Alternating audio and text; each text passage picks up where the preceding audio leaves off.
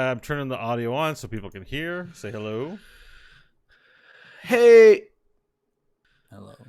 Hey. All right. Oh, Devastation's here. Hi, Devastation. How's it going? All right. If you're in here early, just keep in mind we do not interact with chat that much during the show. But your conversations are read and appreciated. Let's see here. Popping out the chat so I can see you guys. All right, so we're good. Everyone good to go?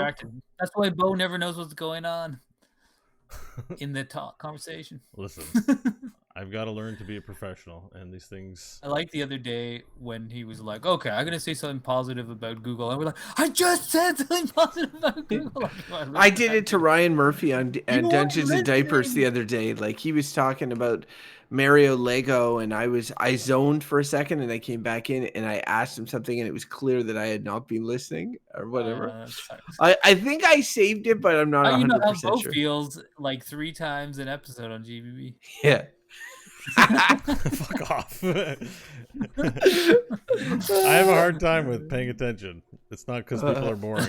It's because flashing. I know, but it's funny because like I have a hard time paying attention. I just imagining your screen with us in the middle and every possible distraction window like around it. It's not that bad. I'll show you what my screen looks like right now. Limit how you can distractible you are. I'll show you I'll show you in Slack what my screen looks like right now. No, I don't care. To be fair, Twitter is down right now. Yeah, now he'll just be sweating and be like, "Oh God, what are people saying? The likes." Right. Oh. Okay, so let's get started. Hi, Monica. Tell Mike thank you for following me again on Twitter the other day.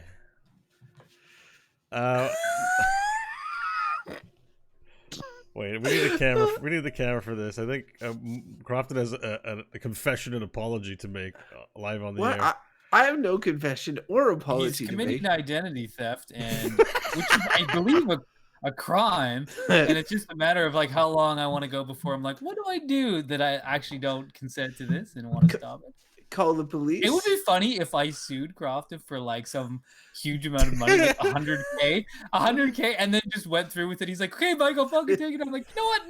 No, you stole my identity. You're gonna sell your house and give me 100K. I see no evidence that it's me. It would be so easy to find out it was yours. Like, for example, like what ISP is this coming from? Like, like it's probably not that. I think that information would be. I'm not sure you'd be able to get that information. Doesn't Twitter have some level of anonymity? No. The FBI calls up and they say, "Open up, bitch."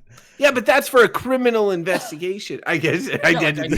Yeah. Well, here we are.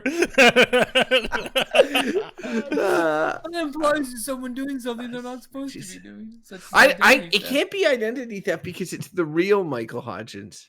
Stop misrepresenting me on the internet. Everyone knows I'm not on the internet. Oh, I googled myself the other day. No, my name. A small amount of people know you're not on the internet. Well, that's the whole thing about the internet. No one knows. They don't know that you're not on the internet. So you're kind of the Illuminati in a way now. There's like this.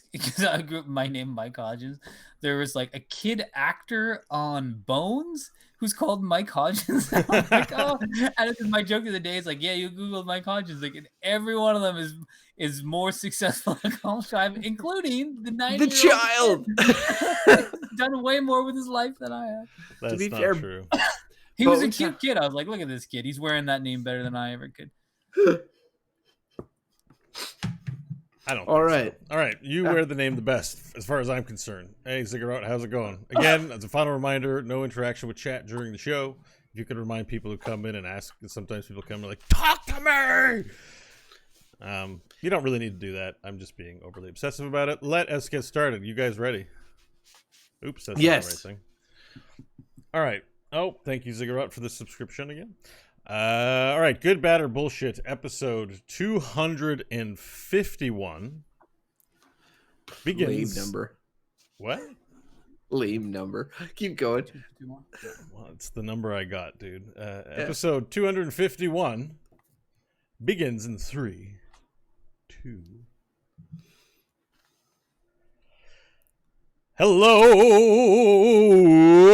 and welcome to the Good, Bad, or Bullshit podcast. 3 guys, random topics, unlimited opinion. I'm Beau. I'm one of your three hosts today on Good, Bad, or Bullshit. I'm also joined, as always, by Mr. Crofton Steers. Crofton, hello. Hey, Beau. And the inimitable Michael Hodgins. Michael, good day to you. Good day to you, Beau. That's a classic Beau intro. That's like our first 100 episode Beau intro. Yeah, I can. Did, and like, I radio still, start. I still consider Mike an inimitable person. I don't know anyone like him. I know lots Except of people like for us, the- Crofton. So we're not in that camp. Yeah. But you were one of a kind, But with sir. a common name. All right, I'm just gonna bust it right out because I had my birthday last weekend and Michael had his the week before. So we've had two birthdays, I think, since the last time we sat down to do this. I'm the baby. Yeah, yes, you are in many ways. But why I bring this up Sure. is I wanted to wish you, Michael, a happy birthday. Happy birthday to you. Well, yes, and happy birthday to you as well, Beau. And we should point out, both born 1979, so we're on the planet 6 days apart. I like that. Yeah, we have birthdays 6 days apart, literally, not just like the year, but Like, actual on the date. year. Yeah. And when we 6 days after you tunneled your way out of your mom's uterus, I did the same. Yeah, right after. Although I guess giving us credit for tunneling out is probably unfair. The doctor and the mother did most of the work, probably. So That's true. And by the time this episode is published, it'll probably be my birthday too. Yeah, and everyone will be over birthdays by the time. Yeah. I hate birthdays. Fuck. Yeah. But speaking of hating birthdays, I wanted to show off my cool gifts. I got a finger piano. A finger piano. Listen to this. Aren't all pianos played with your fingers? That's true. Play us a ditty. As opposed to what, a It's pretty penis good. piano? It's it's a kalimba. It's called a kalimba. I guess they just call it finger piano because you can just tap it with a finger. You can put Piano in your you play, you're backpack, like too. bang, bang, bang, bang, bang, bang, bang. This is like a little, and it makes nice noises. Listen to this. Crofton's a nice person. It's true. I like it. Good sounds. Yeah, it's a Who really gave you nice that? sound. My mom got that for me. That's nice. And That's she kind of a also cool, got me, Mike Crofton, you'll like the first part of this gift really a lot, and you'll really like the second part. The first part is an ocarina. Oh, nice. So like, I Can think you it's time just travel with it or control the I don't know how to scenes? play the songs yet, Crofton.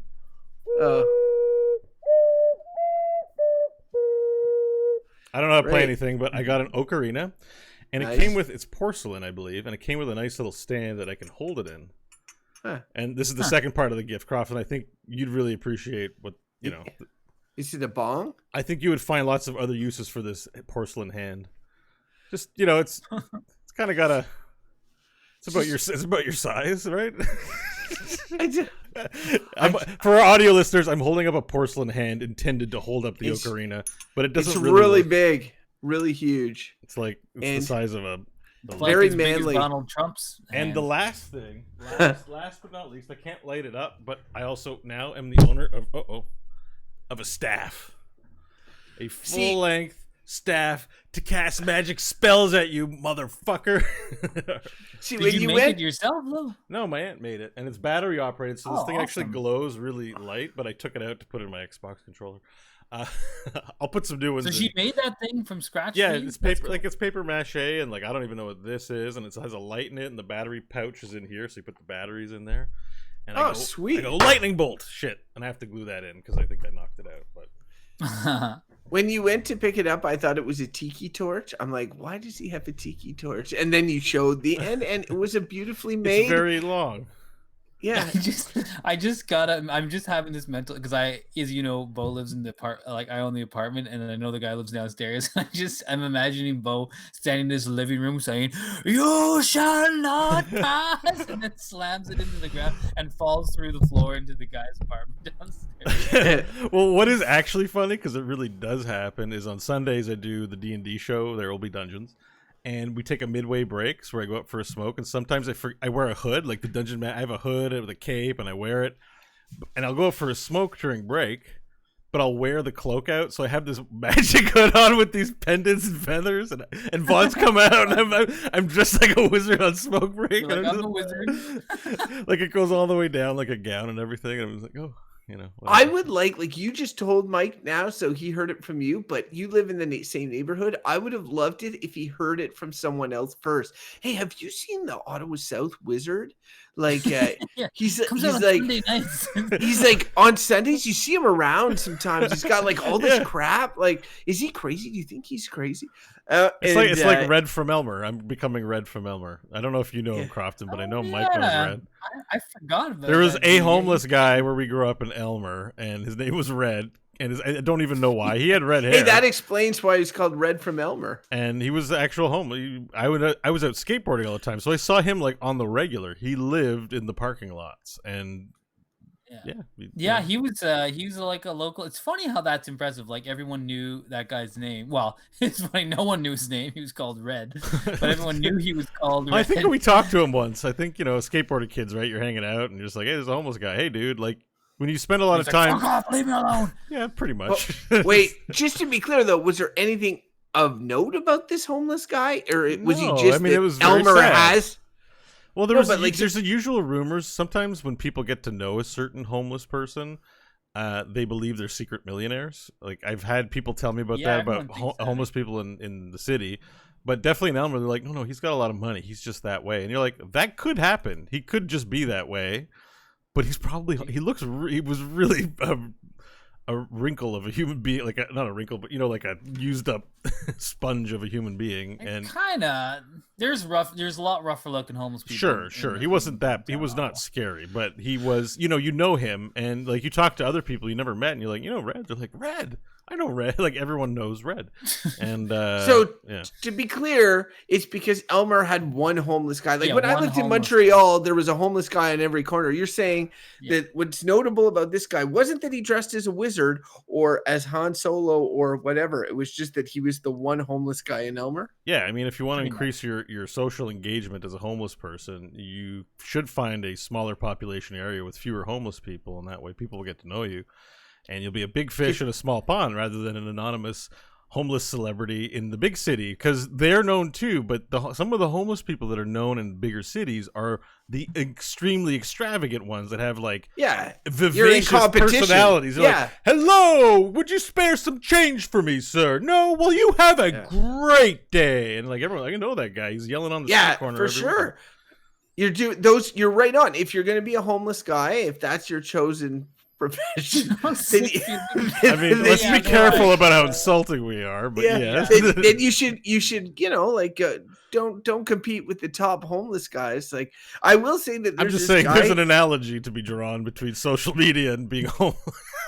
there's this guy, and I apologies to all our homeless listeners if we've misrepresented, but there's this guy in front of like the Mountain Equipment Co-op that plays guitar all the time, and the joke is like he's got this dog with him, and he's like his guitar is horribly out of tune, like just like he's playing it and it sounds so bad, and he's so bad at playing it, and he's just like, and he's got his guitar case open, and it's like give me money and all of this sort of thing.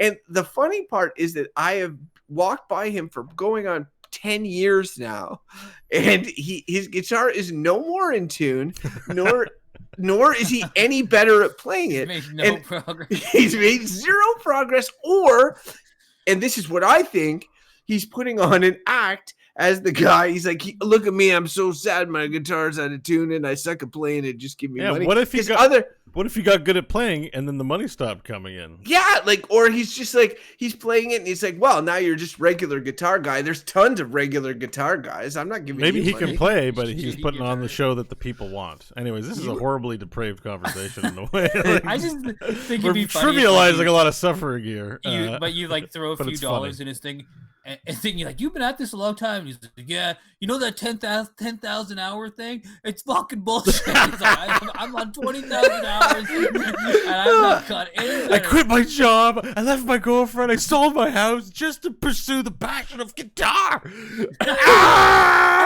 I play guitar 14 hours a day, and I made no progress. I like it. Mike's like, hey, can I see your guitar for 1 second? He takes it, he just tunes it and then gives it back to him, and he starts playing it. It sounds lovely. He's like, shit, You can do that? And Mike's like, yeah. Like, don't you look at YouTube videos? Dude, I'm homeless. You know, like, I don't have YouTube. You're like, all right. Okay. You should have tuned it, though. Oh, man. This conversation's hilarious. I'm glad we had it. but we should move on to a topic where the conversation becomes less funny and more aggravating. Just what the audience ordered. Oh, yes. So the... we have to get the bird out. Who's the delivery for today? It's you today, Michael, isn't it? Yes. All right. So just for our listeners' benefit, it might be your first time. Maybe you've been here a few times, still confused about what's going on. We like to pick topics at random, and our current paradigm or strategy is one of the hosts brings the topic, the other two don't know what it is, and it's not premeditated, and we have a discussion where we're going to deliver verdicts on it. That's maybe the first time we've ever described what we do on the show before we do. I can't remember. Maybe Crofton's done it once. Anyways, that's about as much as you're going to get. I'm looking for the bird here. You ready, Michael? To catch your letter. So, also for our audio listeners, a bird actually flies to the house. We pay, what do they call the bird handler? What do they call you're a falconer? The pigeon. Yeah, sure. Isn't it a pigeon carrier? That's it. Anyway, or maybe it's a falcon carrier. I don't know. We pay a bird guy some money to fly a bird over to the person's house. Just play the bird sound already. Bird sound? What are you talking about, Michael? I don't know what you mean. I spent so much time explaining it, I forgot to tell them that the bird should be on the way. Mm-hmm. Oh, here he is, finally. Okay. That was very quiet, but the bird delivered it. Did you catch it? I didn't see. Yes, and this day it was a lovely little rose-breasted nuthatch delivered the message. What a lovely bird. And, did you say rose what?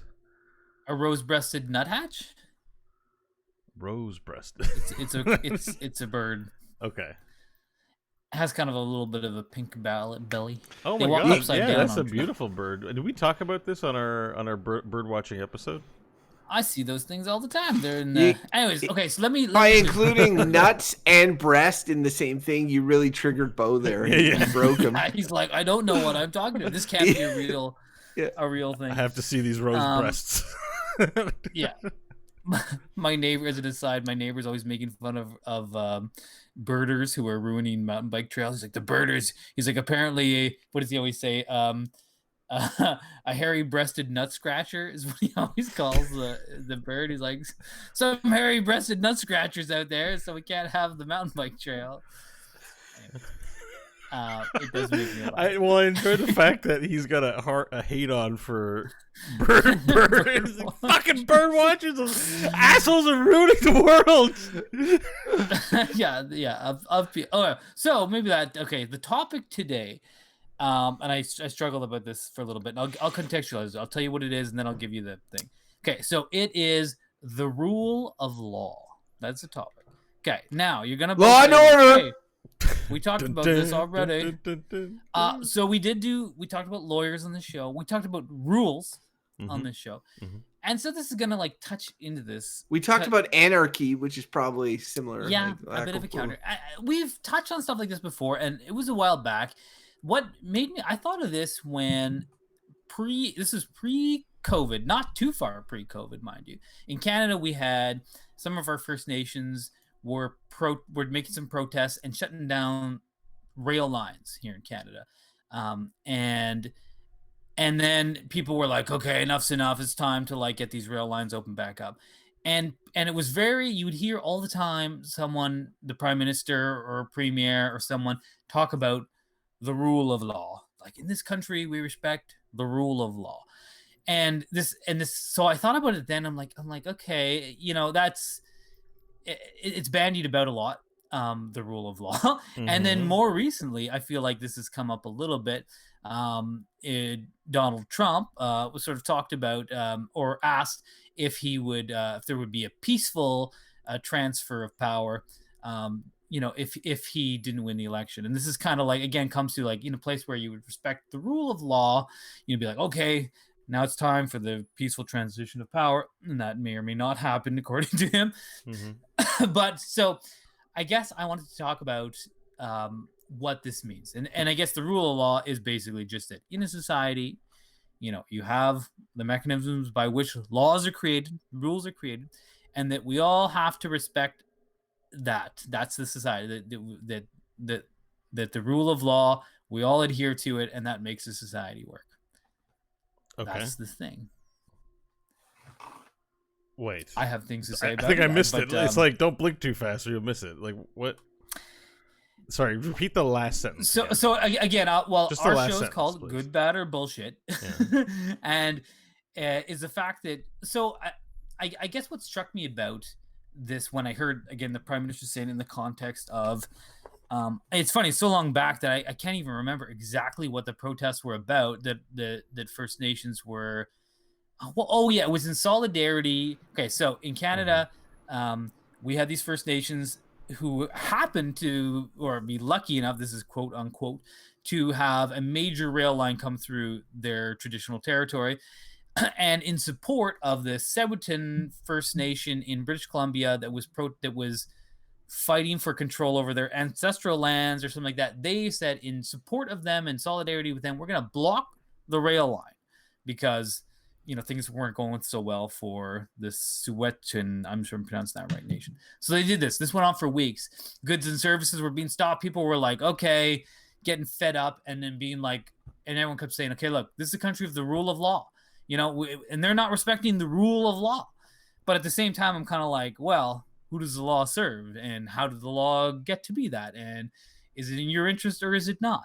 And it just made me, so like, I want to have the discussion because in that context, the rule of law was just smelling to me like a big pile of bullshit, where it's like, the rule of law is great if it's like, it works for you. And if it doesn't work for you, then it sucks. And there's not much way to change it.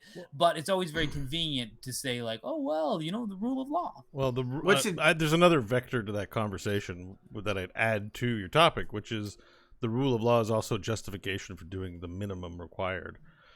So when you have an expectation of a moral response to something, saying the right thing to do would be X, Y, and Z, and then the party you're seeking action from says, well, we'll do X because X is what the law requires. There's stuff like that. Like, good example. Well, that's not a good example, actually. I'm not going to bring that one up. But you understand what I mean. Like, there was, I had a work experience where I was agency staff, making minimum wage, whatever. And there was a statutory weekend coming up, and it was a Friday. So on that Thursday, I got sick. I called in sick and went on my way, came back to work Monday, whatever. When my pay finally arrived, it was docked. And I didn't expect to get paid for that sick day, being an agency staff. That was fine. I didn't get paid for the statutory holiday.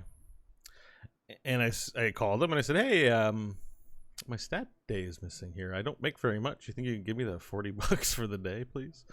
And they're like, well, got to work the day before. You got to work the day before and the day after, and that's what the law requires. And my response to them was, I don't give a fuck what the law requires. I'm your employee. I called in sick because I was sick. I'm doing a good job representing your company. Give me my $40. And they went, I'll talk to some, after some protests or whatever, they talked to somebody and they cut a check and they wrote me a check for $44. Like, we can't give it to you. Like, they made a big stink about it. And I didn't call in sick on a day for a stat holiday because they're following the rule of law, but they're underperforming morally by a large margin. And that's a very small, very personal example. But people do this with climate change, or they do it with big issues. Everyone's like, well, the law specifies this, and the wisdom of the people who made the laws says that we only have to do this, so you should be satisfied. And, there are people who set expectations well above what the law requires in life. And attaining those goals is noble and an example to follow, I think, or at least to admire. But good God, I hate it when I'm victim to the well. But I have a clarification point, just because I'm not sure I get it entirely. What is the difference between the rule of law and laws?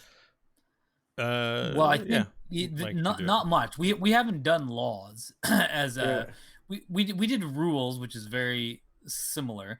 But I guess it's I think if laws and rules were the same, we'd call the law rules. I feel like law has a distinction that we just don't know. It's just because but think about like that we have people talk about, again, it's not the rule of a ruler, like the law rules, like that is the paramount thing which has importance in our society, and that you hinge, everything hinges on it. And I think, I mean, I didn't want to get distracted. I know what you mean. This topic is a bit muddy, and in some ways I sort of regret bringing it up, but no. I really enjoyed Beau's example, because I thought it was a highly personal one, but I thought a very good one, because I find what often happens is that you get situations just like that where you have so it's like it enables, I want to, in this case, it sounds like bad acting. You can say, like in his situation, a very human interaction would be like, okay, yeah. I mean, you were sick. Okay, whatever. Take your, you get a $40. You're doing a good job. Whatever. That'd be a human way to do something. But there's a law. There's a law, and there's the letter of the law, and you can always just kind of like hide behind that and say, yeah, well, no, it says this, therefore I can kind of fuck you over. Now, there's clearly need for laws and rules. I mean, we did talk about this. It was quite a long ways back. I think at least almost 100 episodes ago. There's a need for this, but it's kind of like, I guess, saying that this is like paramount, and people will say it in this austere way. Well, we're a country where the rule of law prevails, and I always find that is a way to sort of dismiss differing ways or protest, especially by people who are like on the bottom of society. Like, again, I think of those First Nations. They have almost zero power in our society, and but there is a mechanism by which laws can be changed and things something can become encoded in law through some process. But in the situation in Canada with these First Nations, like, that is never going to happen. There is no way in which they're going to go through the regular process of elect enough MPs across the country who are going to change the law to benefit this small nation somewhere that has specific interests related to ancestral lands. It just isn't ever going to happen. So it's very convenient for someone to say, well, the rule of law, but really it's similar to Beau's thing, where it's just like it's like an excuse to be a dickhead, is what I want to say about it. I think half the time. I think maybe, and I gotta confess, because I like to sometimes, when we have a topic like this where we're trying to define it, I did just take a gander over at Wikipedia real quick. And I'm not gonna just refute that. I think I agree with what you're saying. I think the one thing that came up that I'm glad that I just had a quick look at, and I closed it, but is that the rule of law, I think, is a term defined against like the church's involvement in the state. Like, I think that's where the term originates from. So rule of law is like, the country is governed for the people by the people, which is rule of law, and that means the monarchy submits to the rule of the people. The religious have to follow the rules. The governing structure is the law first. That's the only thing that came up as part of what that was. But perhaps it's just a term to describe something, and people coming around saying, well, rule of law are probably, now I'm realizing, using it incorrectly. Potentially. Well, if you're just saying this is a failure of rule of law to just live to the minimums, we're still in a secular law structure, let's say, by the people for the people. So sure, that's the only aspect. It kind of ruins the whole thing. But I'm like, I don't know, ruin it, because then I'm just like, well, rule of law is good, in contrast to a church. That's as soon as when you were reading it, and I was like, oh man, that definitely will affect everybody's opinion right off, Yeah. because if the contrast is with these other things, and that's why it's like, for me, I've been doing this plain language work recently, and it's like part of plain language is removing the words that you don't need to get to what, like, just the core of what you're saying. And for me, it's like, that's why I asked, is it what's the difference between, the law or laws and the rule of law? And I think Mike was doing a pretty good job of kind of differentiating it as more of kind of like less of a series of laws and more about a way that we behave as a society in deference to these laws, right? So sorry to interrupt you because I think you're saying good stuff. I shouldn't have interrupted. Sorry. All right, thanks. So like in terms of deferring to the laws, like in the way that we have a sort of a culture of deference to the laws, and the way that Beau explained how his personal situation, and a lot of people are like, no, this is the law. The law says this, so this is the bare minimum we can ask for. So like, because if it, and Beau is saying, well, just give me the money. Like, you don't have to do the bare minimum. You can do a little bit more. Or in the case Yeah, of, we don't even have to talk about the law. I didn't even bring it up. yeah. Like in the case of the First Nations, it be like, okay, yeah, the law applies writ large for all of the country, but like, let's make exceptions for situations that make sense, right? And I guess like, then that has to go in front of a court. You have to figure all that stuff out, and it's very, very complicated. But if you were modernizing it and you were moving away, like if it used to be called the rule of the clergy, or the rule of kings, or the rule of whatever, and now it's the rule of law, people by people, or whatever, like maybe modern stuff would be like, would say that a little bit more clearly, that like the rule of people, or the rule of to rule by empathy. We talked about empathy on this show. Like, what if like the society was structured surrounding principles of empathy, as opposed to legal principles that really have no emotion or soul or whatever attached to them, which is what these do. And like, when we talked about lawyers, like in the end, it's all about the bottom line. Bottom line is, in the law, it's like this, it's like that. Yeah, but that doesn't make any sense. It doesn't matter. It's in the law, and I feel like there is a better way to do most things than just what it says in the law books. yeah. So I kind of have a feeling that in Mike's context and in my context, what we're talking about is status quo. Like, I think that's what's meant by that. When you're saying like, yeah, look, I know you're protesting, all right, but we still gotta obey the rule of law. What they're really saying is there's a status quo to maintain, and what you're doing is disrupting that, and that is an extreme violation of the propriety of what we're doing, which is true in my case and true in yours. I just don't think we use status quo in that way when we speak. But to me, the status quo is we're doing what it's written on the paper. Like, yeah. Yeah, and I mean, you always have, in society is always a pull between people who want to change things and people who want things to stay the same. That's kind of the basic between progressives and conservatives. Even if you just break down those words, it's interesting. Yeah, it's thanks for helping clarify some of those points. It got me thinking about some other stuff, and it's like thinking again a little bit about the U.S. situation, U.S. and I think of Canada as well, but the U.S., like, they'll talk about their constitution, right, which is the founding sort of laws and principles which their country is based, right, and that's become almost like, I find when Americans in particular talk about it, it's almost like this weird, it's like dogmatic, this religious doctrine, like, I carry a constitution around in my pocket. You always hear these like politicians say. But then it occurs to me, like, clearly, the U.S. has struggled with a lot of stuff like slavery, when the Constitution was written, and clearly they have made amendments to it. And I looked it up in the States, and in the beginning, they made a lot of amendments, clearly, because they were like, things were changing. They had just written this thing and they're changing it, but they don't make many amendments to it now, so it seems. And in Canada, it's the same thing. In Canada, you'll often hear, like we struggle with something of like proportional representation in this country, to be like, oh, okay, because the popular vote is not reflected in our representatives. And then they'll be like, well, it's like, that's how a parliamentary monarchy works. And if we wanted to change that, we'd have to open up the Constitution. Oh my God. And they tried that in the 80s with the Meech Lake Accord in Canada. And it was like, it's impossible.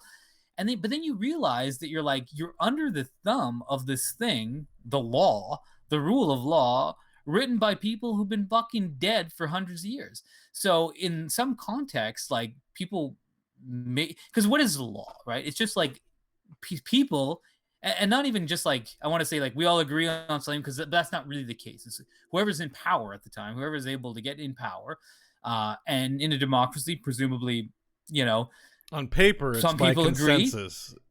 On paper, like, everyone even in the agrees. state- Everyone yeah. agrees. On paper, everyone agrees to consensus, which includes when you don't win. Right. But what's interesting is, like, even if you think of the United States or Canada, it's like, well, who would have voted in those democracies? It's like male landowners, right at the start. It was kind of like, okay, so they made the initial law.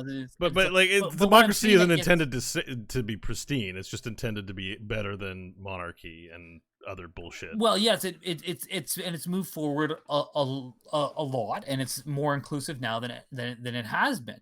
But then I guess what I'm thinking, when we have this idea of the rule of law being this fundamental thing of like the changing the Constitution or rewriting one or scrapping one, is just like unfathomable. And sometimes I feel like we're in this weird, like atrophied system of government that we don't know how to change or fix. Like, it's easy to point out problems with, you know, the way the United States works or the way Canada works. Like, I mean, it's anyone can point out all kinds of things that are like, and then you look at the mechanisms by which rule of law would have you change those things, and you're just like, well, we can't. But then you're just like, but it's all just a bunch of shit people made up. Like, it's not. You know what? I agree with all of your. I agree with all of your sentiments on this. But let Crofton jump in. But remind me, I have some sci-fi zone to get into. So laws exist in many jurisdictions, and often there's these stories about these ridiculous archaic laws that have survived, and it's like they're ridiculous, and there'll be a news story ran about how so and so, if you marry your cousin, then you are committed to this and that, blah blah blah blah. Like, there's a lot of these bullshit laws, and people poke fun at them a lot, and yeah, they are written by people, and often for some are even just not changed due to omission, people not being aware of them and all of that. But one thing I find interesting when you're talking about laws, and Mike, it partly when you're talking about the First Nation example, for me is like, if you think about white collar crime, and you think about is it blue collar crime? I don't know. Like, when a crime happens that is egregious to everyone's eyes, because the thing about white collar crime is, yes, it's rich people that do it, but you know, like, it's stock trading, it's done in illegal manner and all that. But the people that are doing it are connecting the niceties of rule of law, in that they're, maybe they're helping grandma cross the street. They're showing up at the restaurant in their fancy attire. They're not walking up to someone on the street and punching them in the face and stabbing them, or they're not robbing somebody, taking something from their house in broad daylight. It's hidden behind a veil of niceties. So like, when something like the First Nation situation happens and trains are being blockaded, and they're like, whoa, rule of law. One of the things that's being broken is a law that everybody can sort of see and point to. Whereas many of the laws that are broken by the rich and powerful, just explaining like what all of the corruption that Donald Trump and his family have been engaged in while he's president of the United States is a complicated story to tell. And they hide behind the complexities of the law and the complexities of what they're doing to not appear like a criminal. Whereas if Donald Trump, as his famous example was of shooting somebody, somebody on Fifth Avenue, he'd still have his supporters. If that happened and there was film of that, that would be they would be able to use that in the black and white of the law and say, no, he has broken a cardinal rule. We can all see it. We can appreciate it and all of that. And so that's what I find, because the law covers every aspect of society, from the most basic, biblical truths like thou shalt not kill, thou shalt not steal, to the to the more detailed nebulous stuff, it like is thou shalt claim on line 458 of Yeah, the yeah, tax yeah. return that you could shelter wealth in a foreign country for Yeah. a 6-month period. but not 7 plus a day, like, no, absolutely. It becomes really difficult to be like, to appreciate it all, first of all, but also, like, you see how how, be it education gaps or optics or whatever, create this differentiation of, and I did the white collar, blue collar type thing, but all crime is not, all rule of law is not equal. It's not affecting the same people in the same way. And there's a lot of reason to why that is. Anyway, I've spoken enough on that. But it's a super good point. I just want to follow. Well, before we get into all right, you guys enjoy your conversation. Stuff, no, I want to get, but I just wanted to follow up on what Crofton said before we go into sci-fi land, because you said you want to talk about. Yeah, I'm open to that. I'm into that.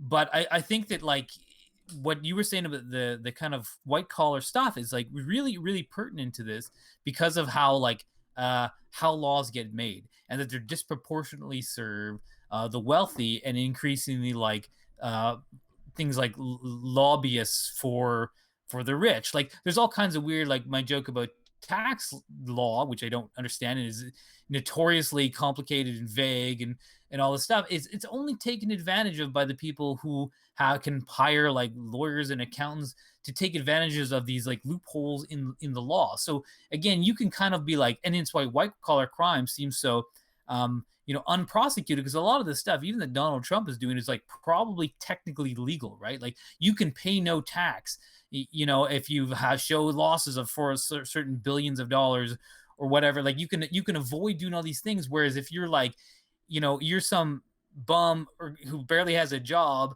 and it's like, well, you got to pay your income tax. You're like, but I hardly get any money. It's like, sorry, you got to pay your income tax, but you could be Donald Trump, and on paper you can live in a gold house and show and post a loss and pay $750 in tax, because he has rich person's laws, right? And rich people are able to get laws put in place that serve them, and poor people don't get put any laws in that serve them because they don't have means. That's all I want to say. Like, that connection between, again, that was good. Who really has power in the society, and how that law is applied is, like, it's just not equal. It's not like it's a myth that it's like, oh, it's for the people and of the people. Like, sometimes, like, we can all agree on the, like, don't murder mostly, and it's like, but it's like the nuances and details of, like, you hit it on the people who are money. You hit it on the head with the Beau. idea that they do amendments, and it's like, they don't do amendments, but the law is being updated all the time.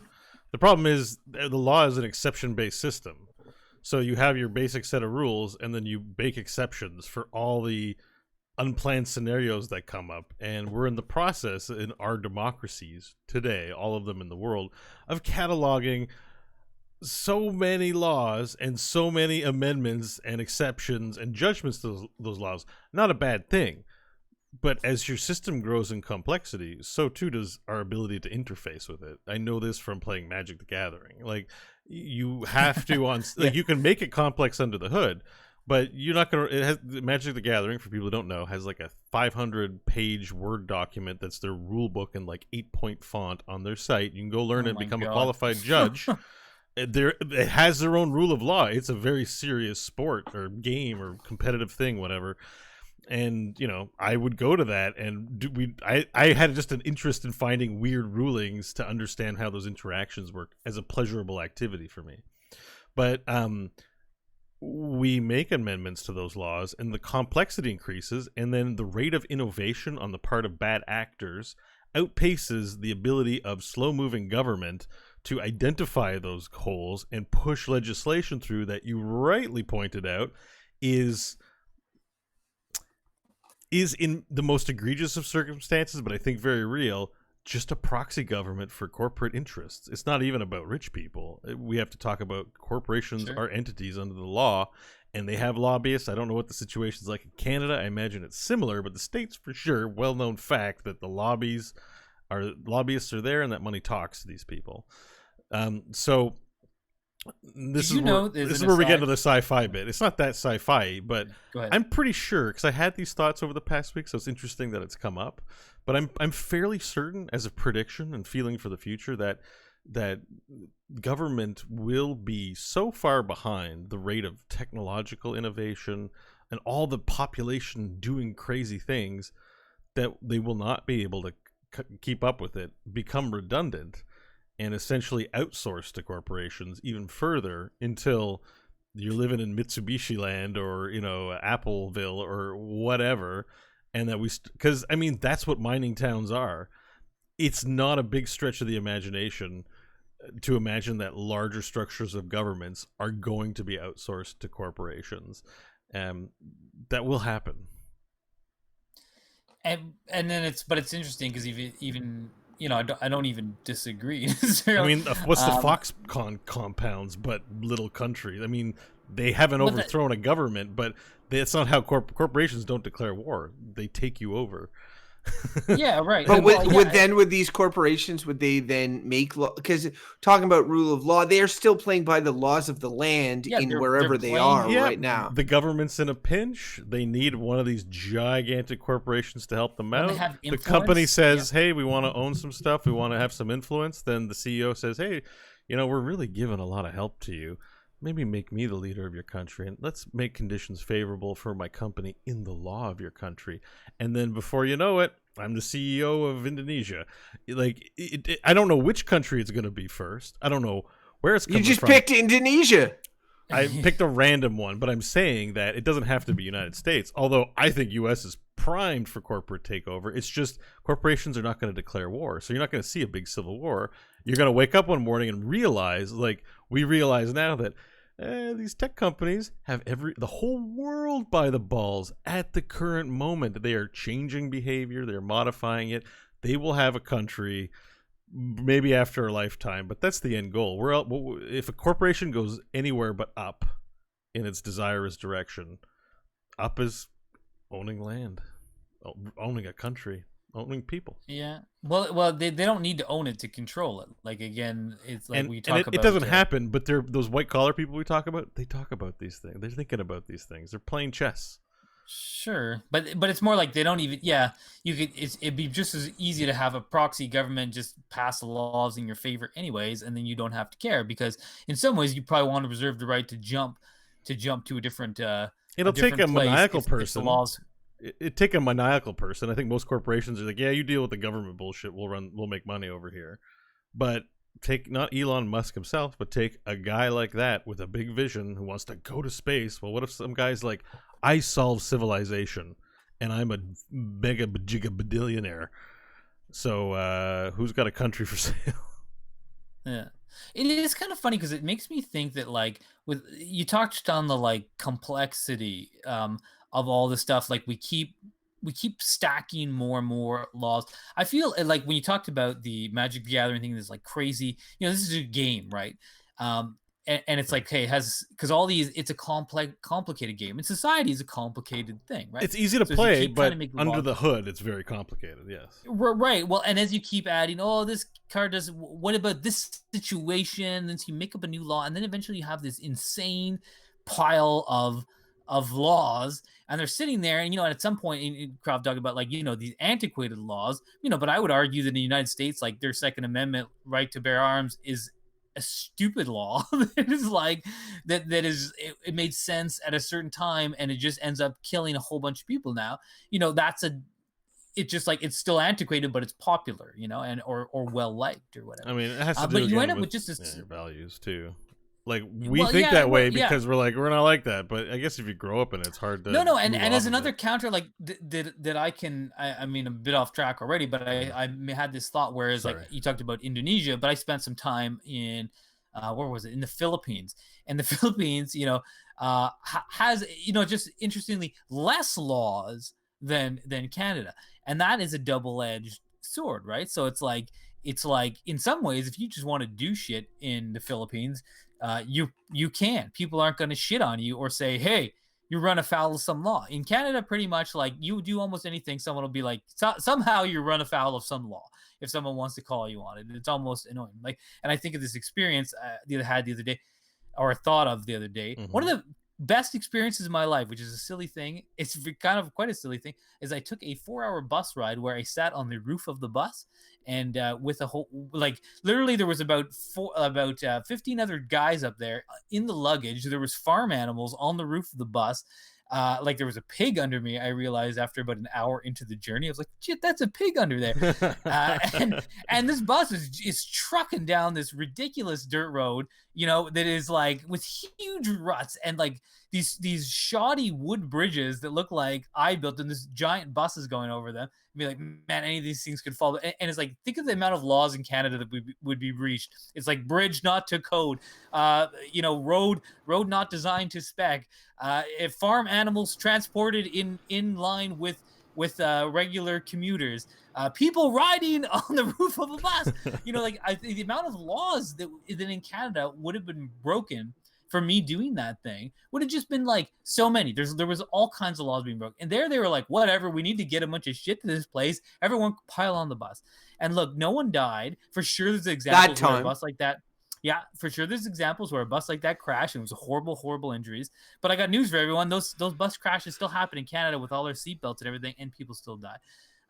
And I would just say that was one of the best experiences of my entire life, which is so weird, but it really was. I was like, I felt so free. I was like, this is amazing. I'm on the roof of this bus. No one gives a shit. I'm alive. I feel great. And I feel like in some ways, when you have too much law, it kind of like just ruins some stuff. So there's obviously a balance. Yes. Right? So Crofton, you can jump in just a second. I won't be long, but I want to add, very importantly, we are capable of making laws and following them, but we are not bred to have a giant list of things you can and cannot say, a giant list of things you can or cannot do, off to infinity. Like, I think we can keep a certain percentage of rules in the brain, but at a certain point, we are demanding too much of ourselves beyond reasonable. We are still animals, and we have to be animals and just be safe around one another, and hopefully we can live communally and nicely. But yeah, like, we're not designed to have laws stretch off to infinity and expect to be able to even like it or want to live in that structure or think everyone should be an automaton like that. So yeah, people lose themselves in laws. It's so true. Like, I think that you know, Crofton, you said it earlier when you were like, oh, we need like a structure based on like empathy or something like that. And I just feel like in some ways, because like, what did humans do forever before we had all these laws? You know, it's like we had some kind of moral compass, you know, which would have been informed by the society and culture of the day or whatever. And I just feel like, you know, most human beings, I don't think are that far off in terms of morality. You have exceptions to those rules. There are, I always use that. I love that stat. 10% of people are psychopaths and they fuck up everything for everyone else. But most people, I think, are like basically good and kind of understand when things are not right. Like, my moral compass, I find, is quite strong. I know when shit is not kosher, you know, when you're hurting someone, you're doing something actively, you know, it seems very clear to me that I can. And if you don't, you would like apologize or try to make amends, right? Yeah, or you'd be like, "Oh, I realize that, you know, I was off in this circumstance. If you can reflect or whatever." But the point is, like, we've almost removed that from human beings. Okay, you don't need your moral compass anymore. Here are the rules of law. Just follow this giant book that you can never interpret. So pay some guy $500 an hour to interpret it for you. But the point is like, I do agree that it's kind of untenable to rely on something like human beings' moral compass. Like, I feel like we were designed to behave that way so that society could function to some degree. But in a modern society, you can't rely on everyone to just say, "Hey, you know what's good? Do the good thing, people." You can't rely on that. Well, clearly, there's enough people. We can't, or I don't feel confident in it, but we should. You know, I think we should still expect that of each other. I like the idea of that. So, I was going to say somewhere in there that the thing about freedoms and laws is they're entirely related. And you guys were talking about the Second Amendment in the States and culture and stuff like that. And Mike talking about being on top of the bus, and every law, be it a good one or a not great one, a broad truth or a minute one, is a restriction on some level of freedom. And so there is that balancing act to a certain extent. You restrict it too much, and if you don't have the human empathy that guides the law, then you end up in ridiculous situations, some of which I call like the rule of bylaw, which is in the city that we live in. Yeah. There is a sizable amount of bylaws, so laws God. for the city. One in Mike's area recently that drew a lot of media attention was about there was a theater troupe, children, and they performed for many years on a stage in the backyard of That's of awesome, one of by the the way.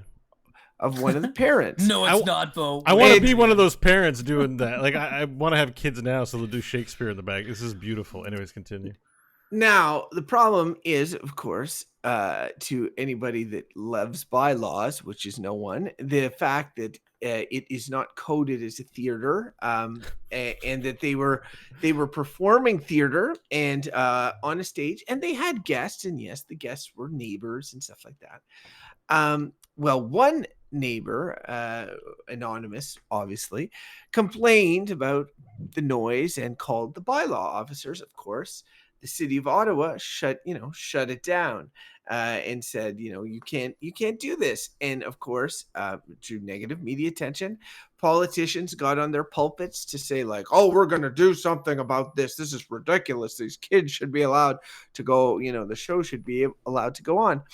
And a lot of weird solutions were thrown at it, and in the end, like a solution was reached, but it was one that involved them relocating. It involved them following the rule of bylaw. And not an exception being made, not common sense prevailing, or human empathy being used to guide the decision making process. It was, oh, I'm sorry, rules, them's the rules. It would take us forever to change them. And honestly, like, it is, you are performing theater and it's not a theater. So, It's a good example. It's just an example to me of of the other end of things. Like, you say, like, it is illegal to murder someone, and everybody's like, yeah, okay, that makes sense. We're on board. We're on board. And then on the other end, you have this thing, and like, you get it that maybe some people are living in their houses. This is where they're choosing to live, and then all of a sudden there's this loud theater troupe. But like, even then, it's like for a finite period of time. And again, like, not to dwell on this example, Ottawa, the city we live in, often known as the town that fun forgot. I have a hard time imagining that this situation would come up in the Philippines or Indonesia, Mike, where they would be like, they'd be like, "Can you please be quiet with the theater?" And so but on the other hand, there's probably things that are restricted there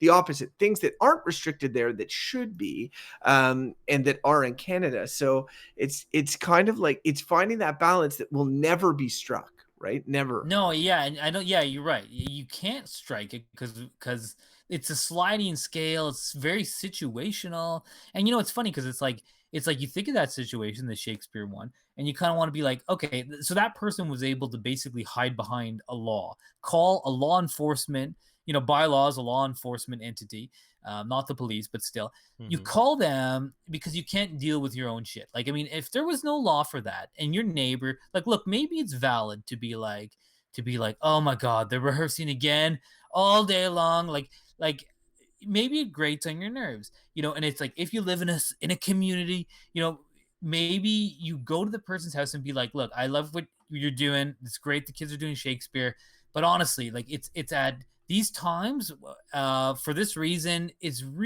there anything we can do?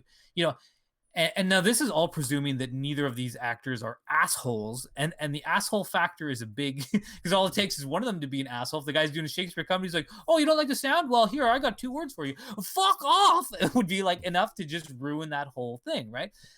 Whereas if you're like, most people are kind of reasonable and be like, "Okay, look, we want to do the thing. The kids need this. It's important." And the person's like, during from 6 to 8 in the evening, it's just really grating on my nerves. Can you do it at a different time? Maybe they find a solution. You're like, this is just, we're all living in a society, people, to quote George Costanza. But where you think like you could just figure that out, but we don't have to, because we have a law, and then you can anonymously just complain, and then you have these mechanisms of government like horribly churning into action. Like this example is one of these ones where you're just like, okay, people, we all know that this is not the best way something like this could have been dealt with. You know, it's not the clear, like, don't murder, don't kill, but it just shows like the complexity. Now that we've gotten down to page 20,000 of the bylaw code of this city, our laws are so dense and so specific that it's just becoming like, you just can't function. You can't turn around without like hitting some stupid law. Shit, I just remembered right now that I have a parking ticket I did not pay. Oh no. Fight it in court. I'm glad we had this conversation about law. You might not have remembered. Well, 5 years later, you owe like $1 billion. You didn't pay your parking ticket, buddy. I'm sure there's other aspects to talk about this, but you know, it's just that is an interesting little thing to segue into. Like, okay, so you have the rule of law, and then like, what are your options with regards to fight to be like, okay, I feel like I've been wrong. So Crofton got his parking ticket. We all know that Crofton respects the rule of law and would never have violated the parking protocols of the city. So clearly, he has to go to court and fight this, right? Am I right, Crofton? I think we all agree. I'm right. But you're leaving out one large element, which is Crofton's overall energy expenditure preferences, Yeah, which are extremely low. So even though morally he's incredulous about this ticket and wants it overturned, he also doesn't want to make any effort to do so. Although I wonder if you can Zoom ticket like now in COVID times. That might make it easier. They've postponed a lot of law stuff until next summer, I think, which is like, oh man. But I was just going to give one other example of like law stuff, and I don't want to get too into this because we talked about lawyers, and this will touch on this, but the mechanisms through which you can like fight laws. So just quick story. My brother bought this triplex in this neighboring what we talked about before, where Red, the homeless guy, lived in Elmer. He brought a triplex. Okay, so he got this triplex. Okay, great. I'm gonna rent it out to 3 people living in there. And then a neighbor complained to the bylaw officer because they knew that there was not technically triplexes allowed in this area, only duplexes. So then he didn't notice when he bought the house, right? Because someone made the triplex illegally. Oh, those criminal masterminds, right? And then so then the bylaw comes, you got to tear out one of these apartments. So he had to do that. He had to take out one of the apartments. Now the income he got from this place was substantially reduced. Even though he had, bigger one of the units much bigger, he couldn't get the same amount of rent out of this place. It also was definitely not worth what he paid for it after this fact. He still can't sell that house. This is like 10 years ago for what he paid for it 10 years ago, which is insane, because that's how much it was overvalued as being a triplex.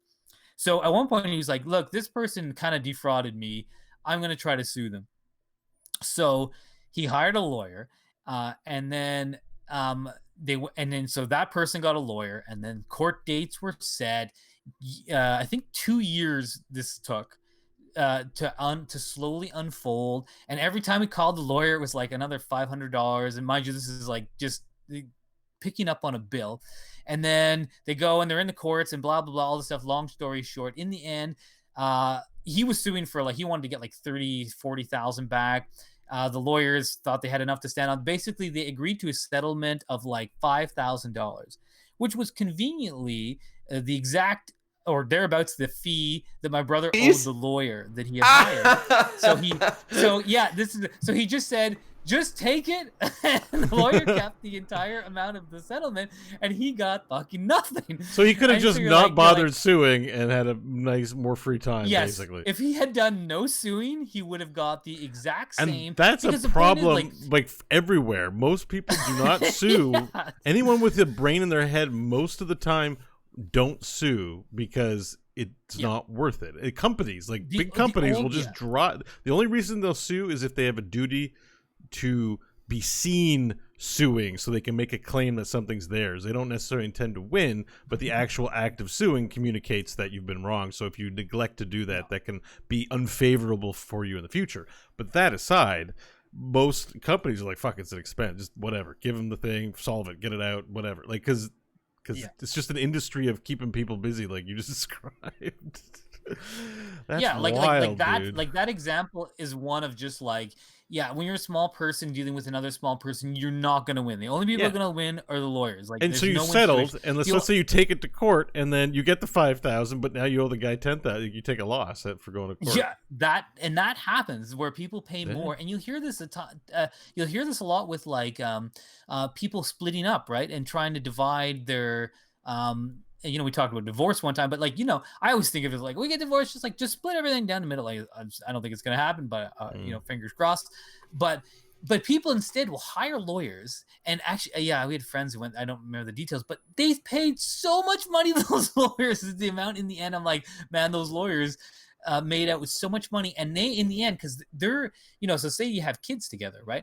You come from a combined household where you have the same amount of income, and then you split up, and you can't agree on how to split up the money. So instead, you both hire lawyers, and then that money gets drawn out of your collective wealth to the tune of hundreds of thousands of dollars to lawyers that will never come back to your own children that you both have. I'm like, it's so dumb. But it's just like, it's the mechanisms you have, and it's like, and the theory, again, this comes back to my original point about the complexity of law, which is just, in theory, complex. No one needs a lawyer. The law is publicly available to you. If you know the law, then you can go and argue your own case because you know how it works. But who the fuck has time for that? Right? There would be no industry if they made the law easy, and probably if they made the law easy, there'd be all kinds of bad actors taking advantage of it, which is why we're where we are. But anyway, I think I'm close to law, verdict, but, yeah, me too. And that the law is not only just the letter, because obviously the laws are written by people in, bureaucrats to a large extent, and members of parliament in our country, or Congress people or senators in the United States, written by those people. They are not perfect people. No one has a crystal ball and can envision all implications of these laws. So clearly they're written, they're guidelines. And then you have judges, right? And judges have to decide based on these laws in some weird situation, because like, and that's why when you talked about like, oh yeah, you can go learn this stuff, but there's precedent law, right? So it's like, how did X number of judges rule on this situation, which changes the outcome based on the law, which is probably vague because it's written by some stupid human. At that point, at that point, it's a game, and you're playing a game of probabilities. Your probability is what are my odds of success? Are they 50%? How do I push them to 60? Can I make them 70? What if I make 80? The extent of which is actual corruption where you bribe. But that aside, if you're playing the game legally, you're like, well, our strategy here in order to ensure victory is going to be this. Like all those people that lawyers try to do funny things. They're criminally liable. They're like, well, you should just plead guilty and shit like that because you have a greater chance of having a favorable outcome. And you might be like, I didn't do it. And they're like, yeah, but your chances of having a better outcome are better if you just plead guilty.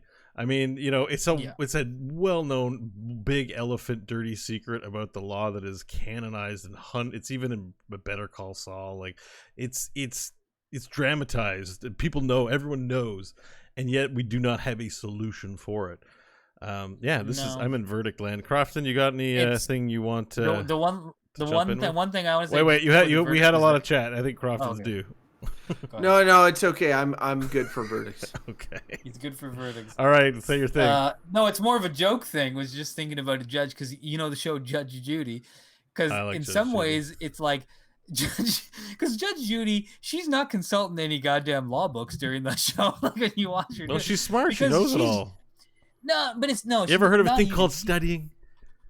And just doing it. but you know what? Like What? she is just an old wizened lady who's basically telling people, she hears someone's story, they present some situation, and she's like, and she judges it, and then you're watching, someone is being an idiot, and she tells them that she's like, smarten up, you're gonna pay him $500 or whatever, pay back. Yeah, it's a Like, TV show for so entertainment. she's not, yeah, exactly. So it's not the law, but honestly, that's more what we need. It's like, it's like sometimes you need a dispassionate third party who kind of be like, look at the situation and be like, okay, look, in this situation, you're being the asshole here, and let's all agree on this or whatever.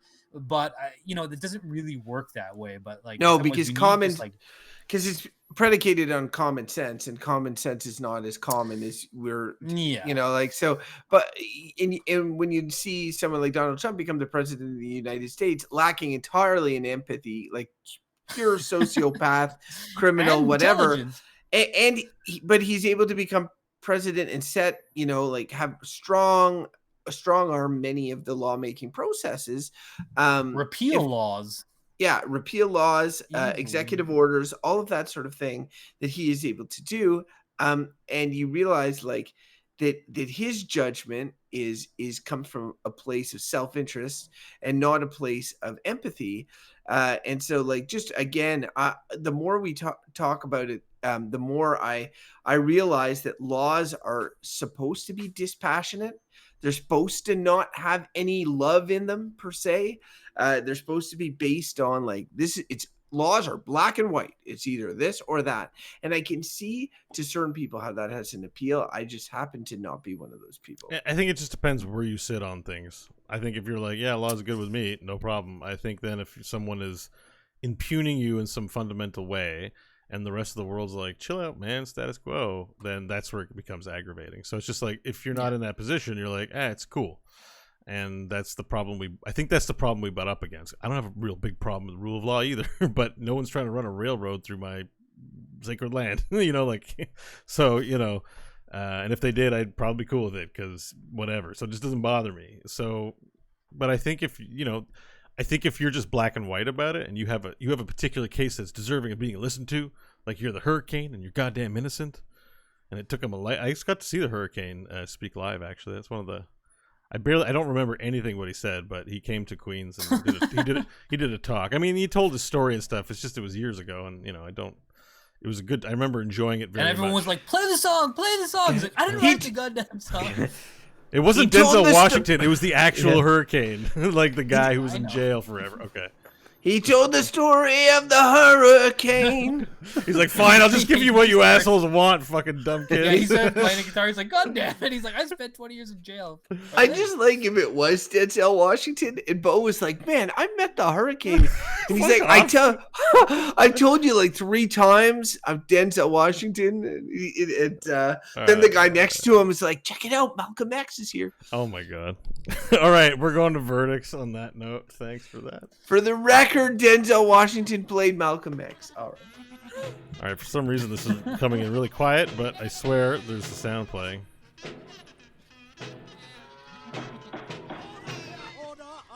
All right, we got to do that one again. Sorry, that was piss poor. It was so quiet. We're bringing in the animals. It's verdict time.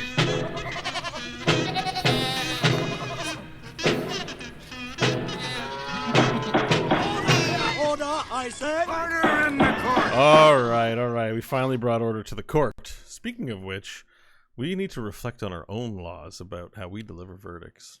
Something to think about. Who wants to go first? Hey, I guess I should go first as I'm hosting. So Yeah, go for it. All right, I'm going to make it easy.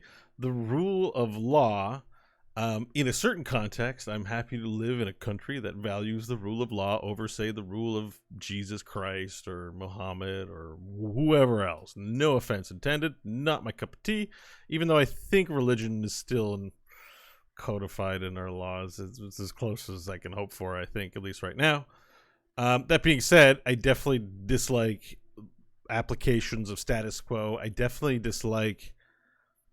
don't feel like dispassionate justice is the answer to potential corruption of justice with bias, which is, I think, what we're trying to avoid. But I can't help but, in my own life, appreciate the context of things. And I think that's what judges are intended to do, as they provide rationales on how they apply law and punishment. So that being said, I definitely do not like it when it's used to justly defend immoral or anti-civilization behavior, ultimately, whether that's going against climate change, whether that's going against just even having an open mind to find out, listen to what the problems are and solve them, which is a prime minister's or president's job, no matter how shitty they behave and ethically they espouse otherwise. So I feel mixed about it, and I'm going to give rule of law the verdict of bullshit. And that's it. Smelly bullshit. Who's up next? I'll go next. Yeah, boy. I also think the rule of law is bullshit. Oh. Yeah. So, yeah, no, I think it's bullshit. I mean, really, am I glad that we have laws in a society of laws with judges that interpret past decisions and context and all of this and help guide us? Yeah, to a certain extent, yes. But to a larger extent, I just feel that laws, even the good ones, and this is hokey or whatever, are done in a way not just to restrict freedoms, but to set that bare minimum line that Beau was talking about earlier when he was using his sort of personal example. The concept of, like, the bare minimum you can do for this person is not to kill them and not to steal their shit. Like, that's like the bare minimum that you can do. But what is more that you could do for that person? We could potentially have a law that says, the law dictates that you are to support each other in every reasonable manner possible. Now, I mean, that would be nightmare to interpret or whatever, but it would be driven by empathy and by higher moral aspirations than just what is the bare minimum we can do so as not to step into each other's space or piss each other off.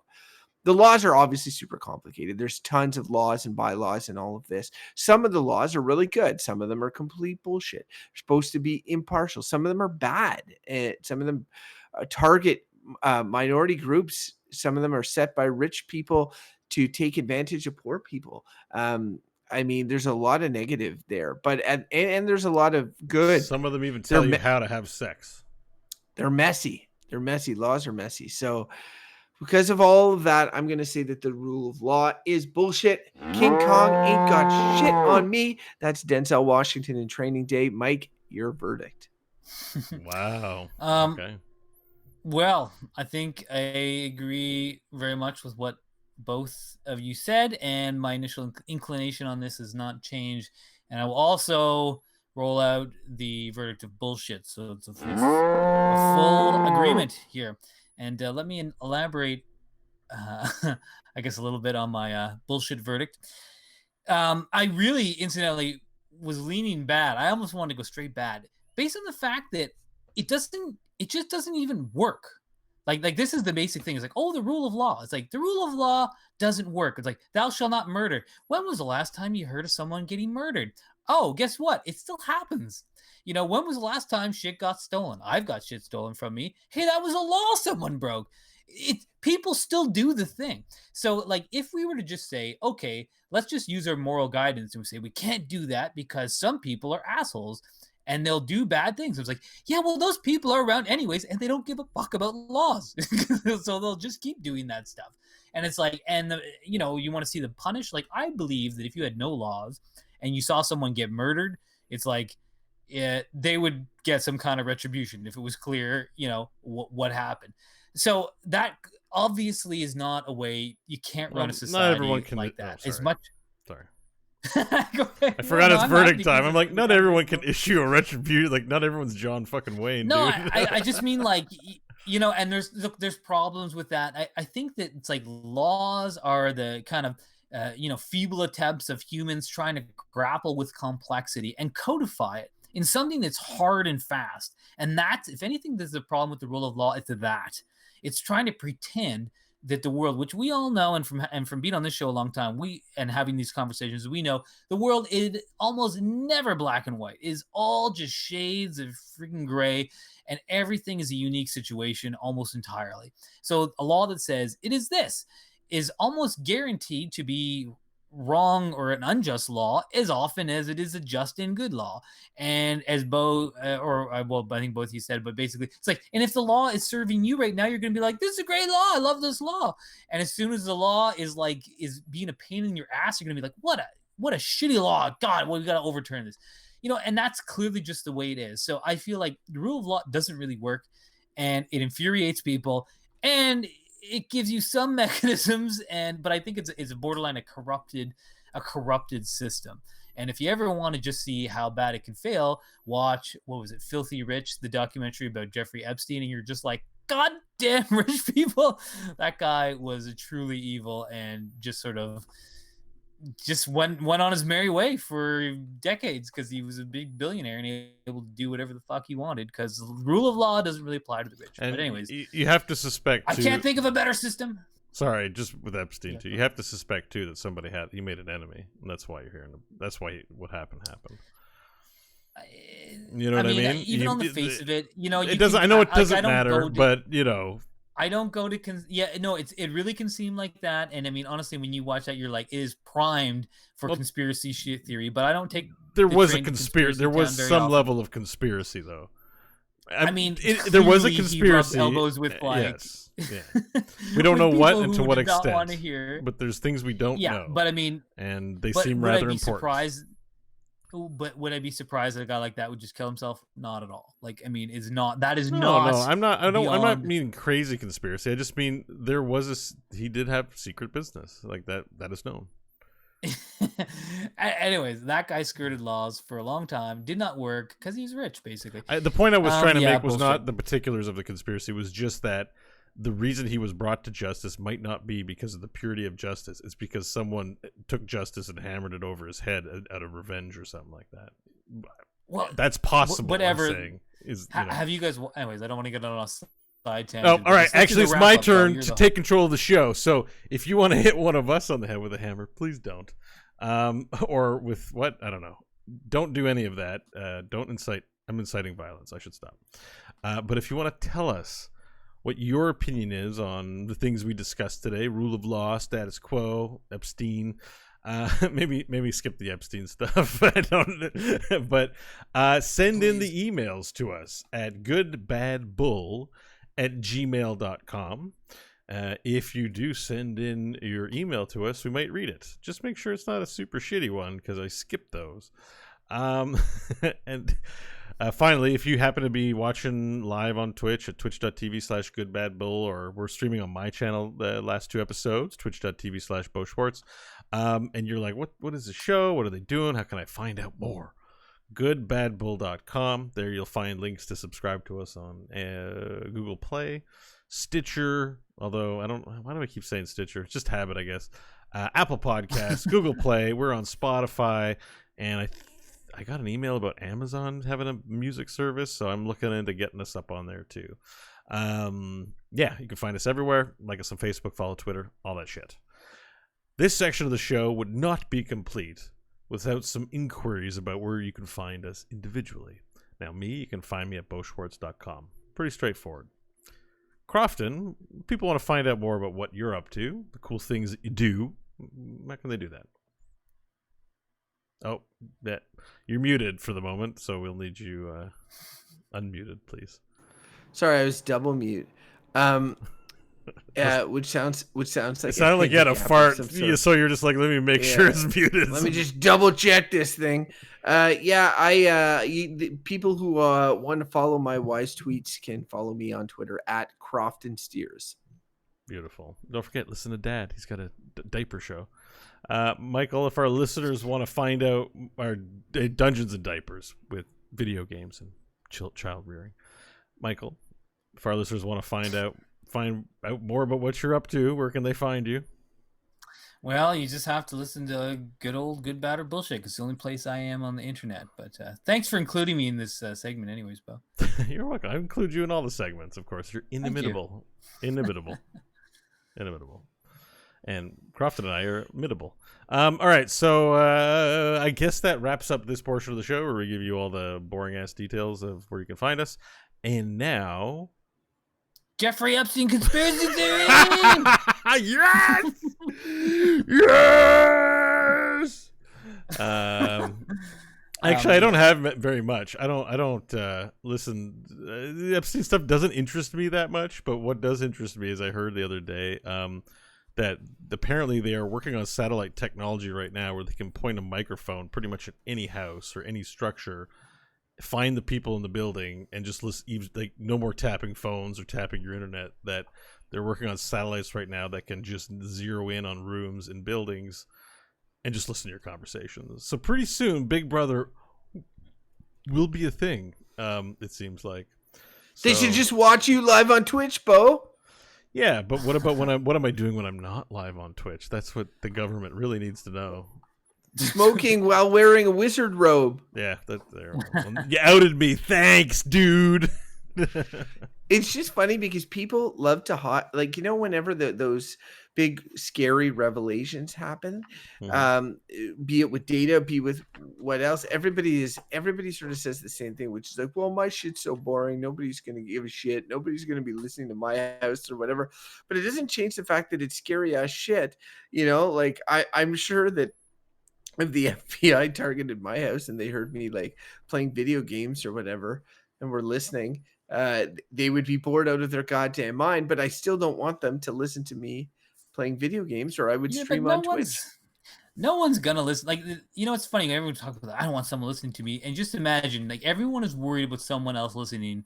Like, so in Canada, there's 36 million people or something like that. Who's gonna listen? You need 36 million other people to do the listening. Like, there's no one has. No, they wouldn't be listening to everybody at once. The issue is if you hit their radar, then they have your full life story, right? Yeah. As soon as you pop up. So I think you should move into the forest. And even then, they can still put the microphone in the forest and hear you. So yeah, they'll hear you taking a shit, and wiping your ass. I mean, the thing is, I do basically, exactly. If someone wants to listen to that, everyone's doing that in their houses. It's like, is this the sound I make? Do you make that sound? Ahead, I don't know. We got another shitter. Can we go to the next house? No, you got to listen for at least 30 seconds. You know the drill. God damn it. And why did they have to perfect this remote smell-o-vision? I really have to like, you gotta leave the smell-o-vision on too when you're doing this. Well, that's the next stage of technology, Mike. And what's up with this guy's Twitter account? It's just pictures of poo. Can you listen to the shitting of people far off toilets? You can smell it too, as if you were right in the bowl. How much like that? The guys, he's like, I'm listening, and it sounds very much, yes, it is a father sitting on a toilet pretending to poo while surfing his phone. Sounds like he's trying to escape his family. Yeah, okay. Well, he needs a break, clearly.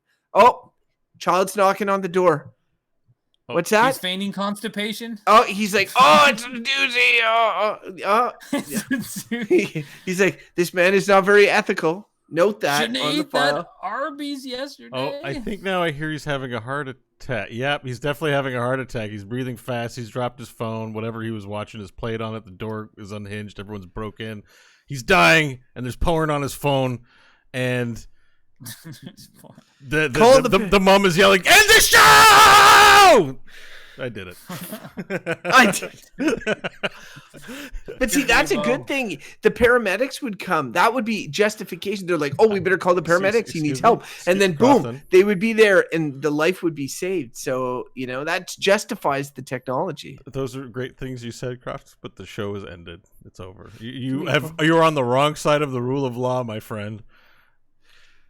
That when the show is over, you have to stop making jokes immediately. Yeah, more jokes. I'm kidding.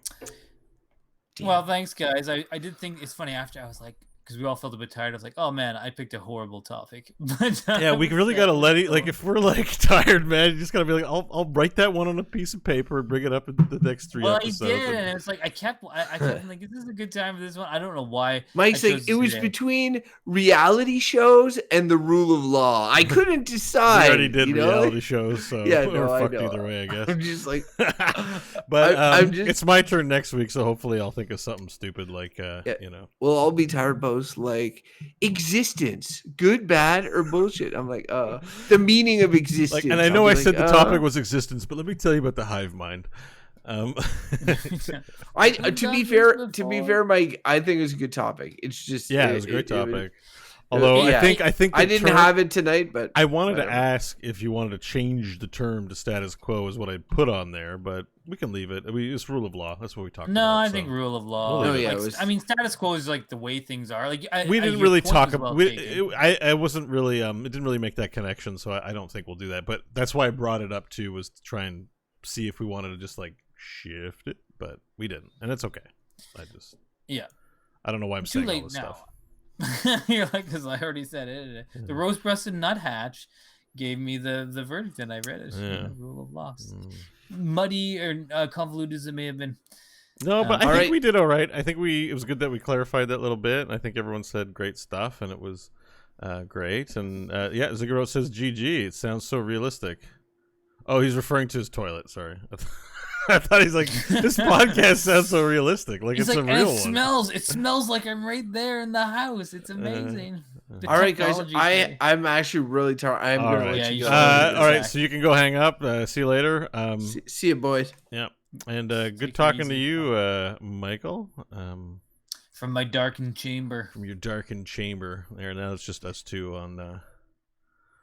It's kind of, it's like, oh, hey, I meant to since Crofton's not on, so I started watching Mr. Robot season 4. Okay. And it's funny because so I watched the other 3 seasons, but like a long time ago, and I feel like an old man in a movie theater every episode where I'm like, who's that guy again? What's this person?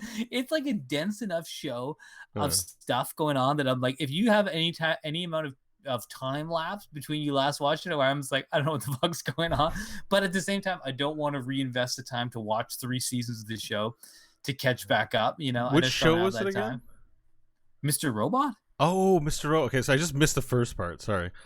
Sorry. Yeah, Mr. Robot. Oh, fuck! I'm way more excited. Show. Oh my god! It's only 4 seasons though. I think you really need the momentum of at least season 3 to like, because it's okay, it's true. But like, season 4, episode like 7. There's an episode that's you're gonna notice that this is a shift and a special thing, without spoiling it. I'm not even gonna say the episode. Just at one point, there'll be an episode that is presented differently, and it is the fucking best hour of television I've ever. I was like, oh my! I was so traumatized after. It's so good. And it's understandable because it's not super computer technical, but it's poetic. It's just so hard to describe. It is amazing, and saying it's actually going to confuse you more. So just go in with 0 expectations, but knowing that there's a real doozy of a third act in the show, and most TV shows have fucking terrible third acts. Like, if you think of it as a whole, right? Like, the beginning, the problem happens, then we're in the swamp up to our neck in alligators, and we're in the belly of the beast. Then we get to this third act, and then it's like season 7 of Game of Thrones. Like, you're like, what the fuck did I watch all this TV for? So like, this one is like, oh, this is why I watched this much of the show, because I am getting paid off. I found it very good, so it's a good show, and I'm glad to hear that, because I mean, even though I'm back into it, it does seem still, I shouldn't say, like, it's a great show, I've enjoyed it all the way through, but so far the start, I'm like it's a little bit like depressing. I've kind of seen this before. It makes you paranoid, and like seeing it a second time, it's not as rewatchable as some other shows, I find too. I could see that because of how intense. It's just intense. Like, you got to be like, I'm in the mood to be fucking depressed and see some truth. Because the great thing about that show is it does try to expose the truth, like, and not in this preachy way. It's just like, no, this is what life looks like. But if a couple of other things happened, right? A hacker did some shit. There's secret military organizations and cyber attacks and hacking. All that shit's happening. So, you know, it's really good. Anyways, I get the first I think I know what you're saying about the first season. It's just very much a hacker show with like weird shit. And once you know the reveals, it's like still interesting, but not quite as good as when you were like, I have an unreliable narrator and I don't know what's going to happen next. Yeah. I was really good at making you wonder what's going to happen next, especially with all that weird framing and just very just. No, it's a good show. Like you know? like it's good TV. There's no question about it. So you've seen that, but yeah. I keep saying like, who's that person? Like, I'm like, it's more like I just and they even do the like The you know, they kind of recaps? try to catch you up a bit. Like there's this character that got introduced, but he hasn't been around a long time. Where he's kind of like a thug or something. And from the first season, Vega or Varga. He's blonde. He's blonde hair. Yeah, he talks like he's from New York. Hair. Yeah, shaved hair, but it's blonde. He's like Eminem, kind of. Oh yeah, It's the guy in the first season. He knows this girl who sells him, I think, heroin or something like that, or one of his drug. I can't remember what he takes, OxyContin. And he has this girl who sells it to him, and eventually they get in a relationship. But she has a boyfriend, and it's that thug. And then there's one point where he comes over and she's like ODing and he wants to take care of her, and he's there in his underwear with a gun and he's like, "Oh, sit down, my man. We're gonna talk. You fucking my girlfriend." Oh yeah. Yeah, and he's super high, and then he's like, "You're gonna break out my brother from prison." And then he organizes the jailbreak, helps his brother break out of prison, and I guess there's a lot of paranoia about he's gonna get killed as soon as his usefulness is done, but he ends up killing the brother or something. Like they break him out. He goes in prison because on Twitter he's like, "Yo, man, sold some drugs," and he's like bragging about his crime shit. So they send him to jail, and then his brother comes and says, "You're gonna help me break him out." And then he's paranoid that as soon as he's done breaking him out, he's gonna get killed. So what ends up happening is he kills the brother, and then the punchline is the girlfriend who sells him drugs was also killed because they kidnap her, and they're like, "You get her back if you release this guy," and then he releases him. He ends up killing the brother, and the depressing punchline is he opens the trunk and she's dead already. They already killed her, and they're and just like, this show is horrible. I vaguely remember that now. Yeah, so he runs away because he breaks out of prison, and he comes back in season 4, and he's a major reason why that episode I'm bragging about is so fucking awesome. So okay, interesting. Yeah, he comes back with a vengeance, dude, and it is unexpected and really fucking good. It's good. You're gonna know it when you see it. So just watch the 4th season, man. I think you're gonna get yeah. Well, I'm watching it. No, I like it, but season 4 ramps up a little on the slow side, but it when it hits, it fucking hits. It's so good. Yeah. Awesome. All right. Well, thanks for the. Keep me on. One of the best show. Third acts in television. You're gonna love it. Awesome. And be also fucking depressed and sad. It won't make you happy. So No, but that's whatever. Hey, that's what it is. I don't mind if it's good. I don't mind if it's depressing. It's as close to a literary work as you're gonna get for television, I think. Yeah, it really is. Even I was just like, the framing and all the thought that goes into everything. It's not perfect, but it's as close to a literary work as you're gonna get. I just sort of wish Christian Slater was a real character in the show. Yeah, he is. I like him, and I like him in the show. Yeah, and sometimes I wish he was real. I get a little bit sick of Elliot sometimes. I'm like, okay, Elliot, you're annoying. I'm like, I like the Christian Slater you better. You're gonna see Christian Slater, but you're gonna get a lot of Elliot, and you're gonna get a lot of fucking. Oh, it's just so good. You'll know it when it hits, man. Anyways. I'll have to hear what you think. You might hate it. You might be like, "Fuck, I fucking hated it, dude." Yeah, but I loved it. We'll see, and it's I want to watch it right now. You're gushing. That one episode I'm thinking of. That episode is the pinnacle of that show, and it is it's so good. Anyways, have a good night, man. Say hi to Andrea and Ivan. I will. Take it easy. Take it easy. Bye bye. Hey, chat room. It's just you and me now, and I'm on a Discord call with you guys. So season 4 has a great third act. People are not talking about the show somehow, this 4th season, except for the people who know the show is good. People aren't singing its praises. Like, it isn't the best thing ever made, like, for television. Like, Breaking Bad, sit down. Like, this is as close to a literary work as you will get in the television medium to date. Like Better Call Saul and Breaking Bad, great shows. Nothing against them. They've got nothing on what Mr. Robot has accomplished in 4 seasons. And honestly, I think shows should be like 2 or 3 seasons and focus on telling a longer, but a story with a beginning, middle, and end. I think this whole we're gonna run forever, unless it's like comedy or something like that. Like, there's formats where it works, sure, but if you're making a dramatic form story, tragedy, even a comedy, like give it a beginning, middle, and end, and don't make it like a 10-year fucking slog. Like give it 2 or 3 seasons and just conclude that thing. Anyway, and everyone can move on to other projects. Actors don't want to act for 10 years on the same thing. Like, they're artists and want to do other things too.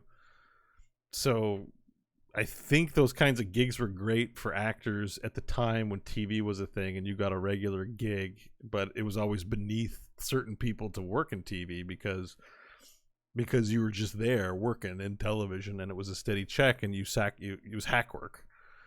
It's always been perceived that way. Now it's flip-flopped, and so if we're gonna enshrine television and think it's great, then they need to start fucking writing it better.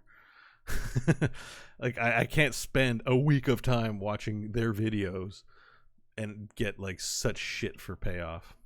Anyways, I'm ranting. I'm gonna turn off the stream and then turn it back on again. I'm just gonna move my cameras around. I'm doing a run of Hades before bed because that shit's happening. So stay tuned. I will be right back. I'm gonna turn this off. I'm gonna start Streamlabs and then go for a smoke break, and we'll come back and do a run, I think. Or I might just play ukulele. I don't know. I think I'm going to do a run. It's too late to play instruments. All right. We'll be right back after these messages.